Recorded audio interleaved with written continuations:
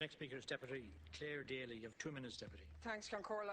Minister, I have to say this issue is a sad example of the doublespeak that really categorises this government. On the one hand, we have ministers lining up to tell us that austerity is at an end, there'll be a few crumbs thrown in the budget, and meanwhile you're bulldozing through and putting your hands into people's pockets in terms of these water charges. And I do think it's ironic that we're having this discussion on the day that MAPS issued their report and predicted that it will wipe out people's disposable income. Now, it's a fact that the application packs that are landing in people's doors are causing consternation.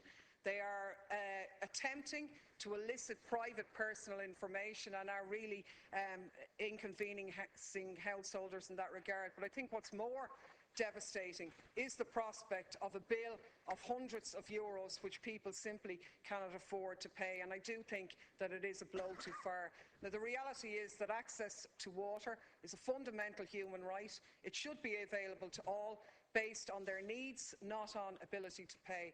And the reality is that that is a principle worth fighting for, because people have already paid for this through their central taxation. And in fact, recent studies have shown that the poorest people have paid the most through the disproportionately high level of stealth charges in this economy.